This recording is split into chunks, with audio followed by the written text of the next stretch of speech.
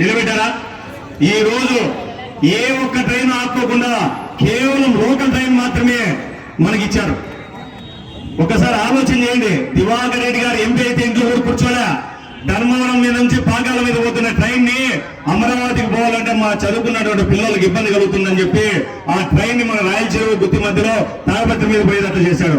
అటువంటి వ్యక్తికి మనం ఒకసారి కరెక్ట్గా ధనుల మధ్య చెప్పడంతో నన్ను చెప్పారు. ఇప్పుడు స్టేజ్ మీద కూర్చున్నప్పుడు ఇక్కడ రాయలచెరువులో ఇదివరకు రైలు లాగేటివి, ఎగ్మోర్ ఎక్స్ప్రెస్ కానీ మెడ్రాస్ టు బాంబే ఎక్స్ప్రెస్ కానీ అవి ఇప్పుడు ఆగటం లేదు. ఎందుకంటే ఇక్కడ ఉండే నాయకులకు పట్టలేదు. ఎంతసేపు స్టీల్ ప్లాంట్లు ఏం సంపాదిస్తాము అంటే తాడిపత్రిలో ఉండే ఎమ్మెల్యే స్టీల్ ప్లాంట్లు ఏం సంపాదిస్తాము, సిమెంట్ ప్లాంట్లు ఏం సంపాదిస్తాము, ఇసుకలో ఏం సంపాదిస్తాము, నీజోబులు గట్టి ఏం సంపాదిస్తాము, అది తప్ప ప్రజలకు ఏం కావాలని ఆలోచించే పరిస్థితులు లేదు.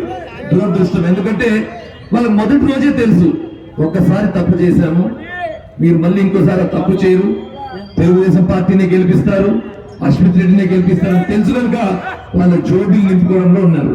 కానీ నేనేమి ఎంపీ కాదు. ఆ రైలు ఆగాలంటే ఢిల్లీ నుంచి తీసుకురావాలా. ఈ వేదిక నుంచి మీ అందరికీ నేను మాటిస్తున్నాను, తప్పకుండా దానికోసం కృషి చేస్తాను.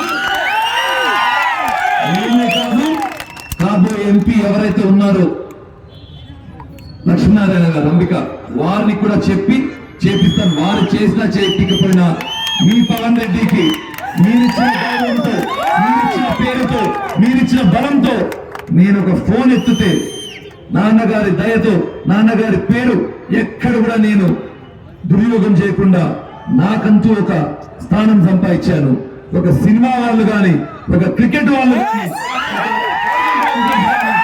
ఢిల్లీ లెవెల్లో కానీ ఫోన్ ఎత్తి ఈ పని కావాలా మాకు అంటే చేసే అంత మాత్రం ఆ పేరు సంపాదించుకున్నాక ఖచ్చితంగా నేను నా సాయి శక్తిలో ప్రయత్నించి ఆ ట్రైన్ కూడా ఆగడం జరుగుతుంది.